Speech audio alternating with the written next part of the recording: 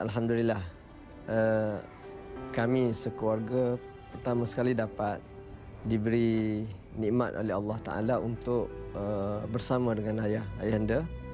Kami semua keluarga dah, anak dan cucu-cucu. Dan sepanjang, kalau saya sebut hari terakhir lah, suasananya cukup syahdu, di mana doktor bagi tahu bahawa selepas saya sudah menurun tahap kesihatan dia pada belah petang tu, doktor kata seluruh anggota ayah tu dah semakin hilang fungsi dia kerana keletihan yang amat sangat. Dan sehingga saat terakhir doktor beritahu bahawa yang kekal berfungsi ialah otak dia, di mana dia masih menerima, masih boleh mendengar. Dan doktor arahkan supaya keluarga, doktor nasihatkan kalau keluarga nak bercakap pun bercakaplah. Dan saya tengok setiap kali kami bercakap, air mata keluar daripada mata ayah. Dan itulah saat saya gembira. Ada keluarga nak kesat pun saya tak bagi kesat, supaya air mata tu kekal di wajah ayah. Itu suasana akhir yang saya kira cukup memberi khabar baik kepada kami keluarga.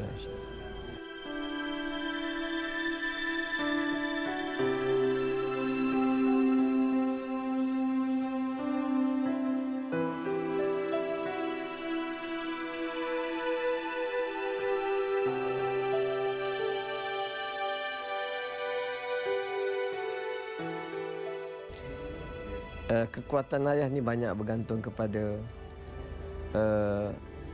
dia semenjak daripada masa muda dia lah, masa belajar tu dia banyak baca kitab-kitab tasawuf. Jadi kitab inilah yang banyak membina kepribadian dia, kekuatan dalaman. Walaupun ayah dia memegang tugas dunia yang begitu besar lah, sebagai menteri besar, berhadapan dengan dunia politik tapi bagi saya yang menyebabkan beliau begitu tabah ialah pengajian tahap rohani dia yang tinggi. Itu satu. Dan satu lagi ialah hobi ayah ni ialah membaca. Walaupun dia sebagai MB, menteri besar, semasa dan selepas saya berhenti setahun lebih ni, kitab ni adalah menjadi makanan utama dia sebelum makanan. Itu makanan sebenarnya. Itu dua yang saya fikir saya sendiri dan kita semua payah nak, kecuali yang dirahmati oleh Allah Ta'ala.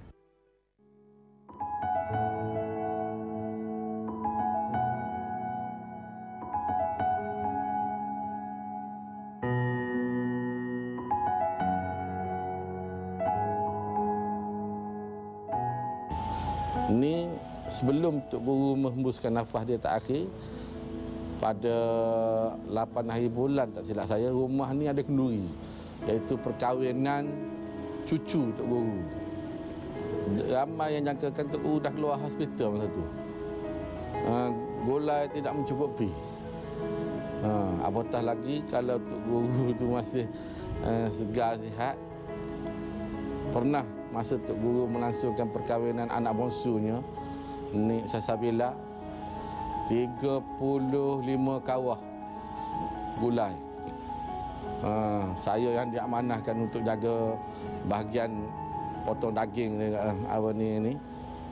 Orang kampung dah seluruh rakyat di Kelantan ni bersatu tenaga. Dan Tok Guru pula turun masa potong lembu tu, Tok Guru turun tengok, jumpa dengan orang kampung. Tok Guru tanya, buat sembang-sembang ni. Jadi kemesraan tu, walaupun dia seorang menteri besar, dia hamba lah dia ni. Cuba tuan boleh tengok keadaan rumah dia cukup lah kan, macam mana kan. Yang tiada berpagar, tiada pengawal peribadi yang jaga. Buka pintu utamanya, pintu masjid.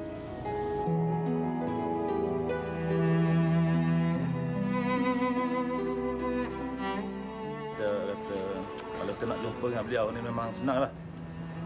Bukan susah sangat, memang mudah.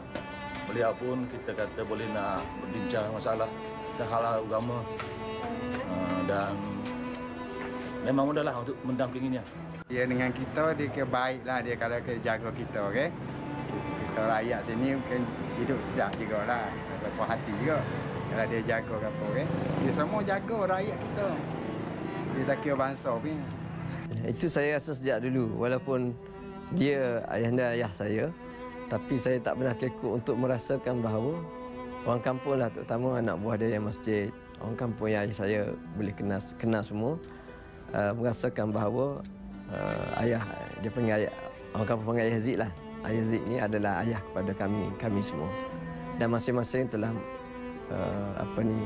melaksanakan tugas terakhir lah. Nampak semua berpuas hati dengan ayahanda semasa hidup dan sampailah ayahanda mengembuskan nafas terakhir.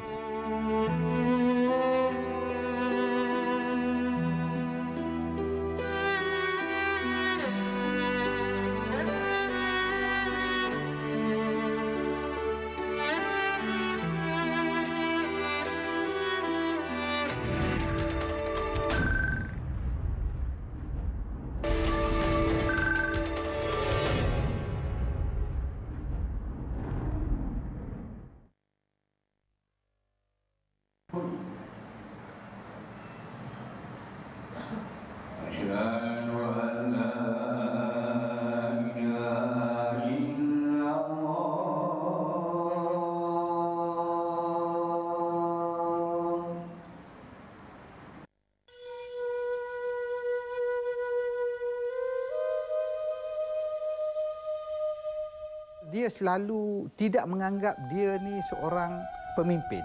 Dia menganggap dia ni seorang tok guru. Seorang tok guru, dan dia dah bina rumah tu dengan masjidnya, dan saya rasa dia itu adalah zon selesa dia. Zon selesa, dan dia merasakan peranan dia adalah menyampaikan ilmu. Jadi dah berpuluh-puluh tahun daripada dia muda, dia semenjak dia pulang daripada Mesir tu, dia kerja dia mengajar. Jadi itu sebab orang Kelantan dah sebati dengan dia. Berpuluh-puluh tahun dah, setiap hari Jumaat tu mereka akan penuh di dataran ilmu.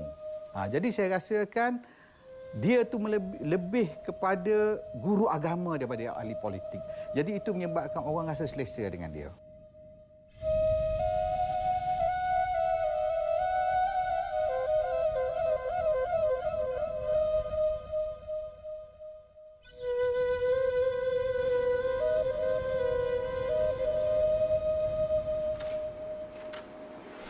Personaliti yang kita lihat, bijaksanaan dia. Kita tahulah sebagai orang yang mengaji di pelbagai tempat, India, Pakistan, Mesir, pada ketika itu, maknanya ketika itu maksud saya tahun 50-an gitu, memang tak ramailah orang Malaysia yang berjaya melepasi tahap itu. Jadi itu menunjukkan beliau ada seorang yang pintar, intelek.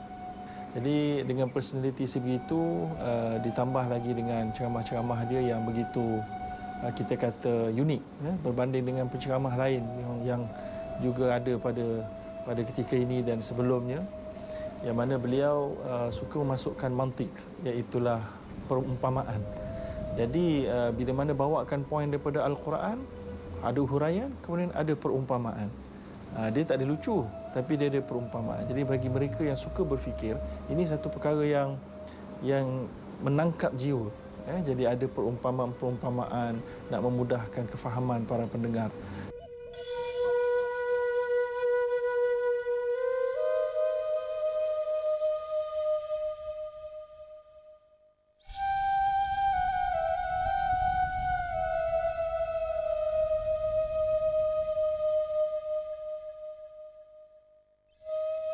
Rakyat-rakyat dari petani di Rakyat Jawab pun seperti rakyat negeri Kelantan, iaitu sama ya, adik-adik, kerana Tuan Guru yang telah diakui oleh rakyat 3 wilayah, kata satu orang Tuan Guru dan pula pemimpin politik yang sangat bagus, disanjung tinggi di atas pasal rakyat kedua-dua negeri.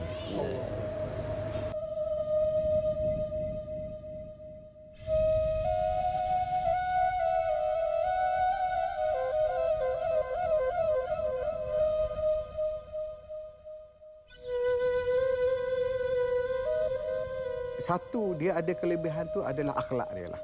Saya kata itu yang itu. Jadi akhlak yang ditunjukkan tu akhlak yang seperti yang ada dalam nilai-nilai akhlak yang ada dalam Al-Quran tu. Jadi dia betul-betul amalkan itu. Kesederhanaan dan akhlak dia dengan kejujuran dia, ketepatan masa dia. Pernah seorang kawan baik saya yang jumpa dia untuk minta tanda tangan dalam satu urusan yang bukan urusan rasmi. Dia tak nak guna pensel kerajaan tu. Dia ambil daripada beg dia, pensel dia sendiri, dia sign.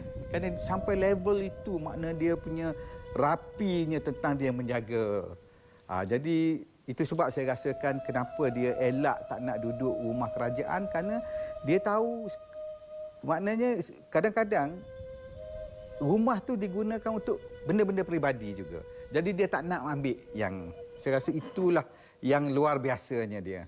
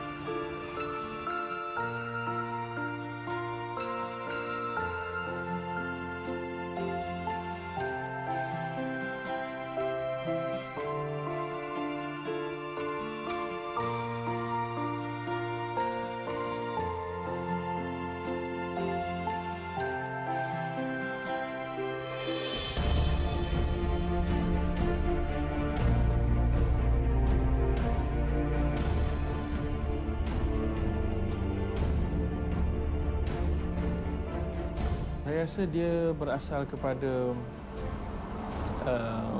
niat dia yang pertama bila masuk dalam dunia politik lah. Dia masuk dalam dunia politik dalam keadaan dia sudah pun bergelar seorang ulama. So jadi dia bukan in the making, dia bukan masuk muda-muda, masuk buat politik, masa itulah belajar, tak. Dia dah maknanya belajar rasmi itu dah kira khatam. Ada balik dari India, Pakistan, Mesir dah habis. Dia balik jadi ahli PAS, kemudian jadi guru, kemudian masuk politik. Maka atas sebab itu kita yakini bahawa beliau masuk tu dengan niat yang betul. Bila dia masuk dengan niat yang betul, maka dia tahu apa dia nak perlu buat.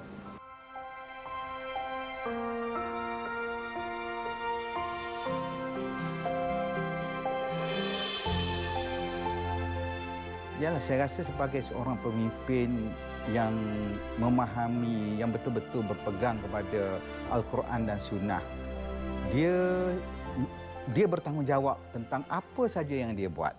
Jadi mungkin dalam masa pentadbiran dia, tanpa disedari, dia ada membuat silap.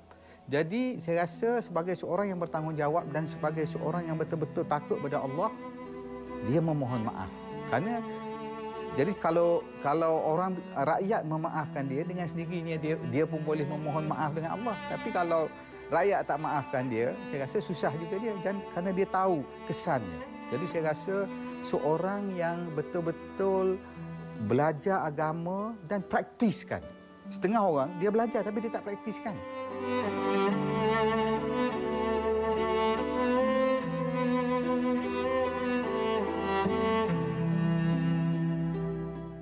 Dan saya masih ingat berjumpa dengan beliau. Beliau cuba untuk menerangkan betapa beratnya tanggungjawab dia dan selalunya beliau akan sebablah bila menceritakan beratnya tanggungjawab tu dan dia takutnya berhadapan dengan Allah SWT.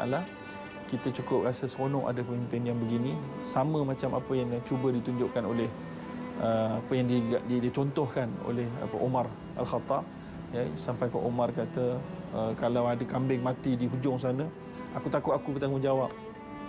Sampaikan Umar Al-Khattab apabila anaknya menceritakan dia telah diberikan 1 dinar oleh tukang sapu, ya, maka terus dia pergi ambil duit tu, pergi jumpa tukang sapu dekat masjid tu, dekat kawasan Baitul Mal. Adakah kau nak menjadikan aku masuk ke neraka dengan sebab 1 dinar atau setengah dinar ini? Jadi sangat amanah. Jadi ini cantiklah. Jadi saya kira Tuan Guru pun setelah cuba bersedia upaya, itu legasi dia.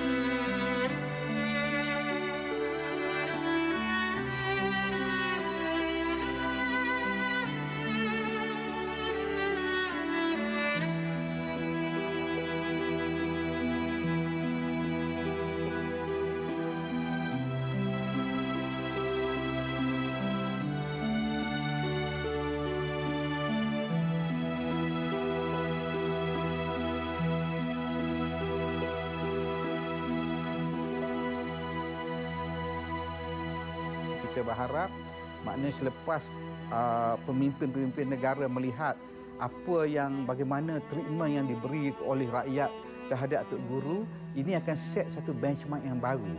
Jadi bagi siapa nak jadi pemimpin lain kali, bagi saya lah, mungkin dia orang kena persiapkan diri. Dia mesti jadi seorang teknokrat ataupun profesional, tapi yang tadabbur Quran. Yang tadabbur 30 juzuk Quran, faham, amalkan, baru dia boleh jadi pemimpin. Saya harap perjuangan beliau dirahmati oleh Allah Ta'ala, dan seperti Nabi sebut bahawa dia kekal menjadi amal berpanjangan yang mencurah-curah masuk dalam kubur untuk beliau.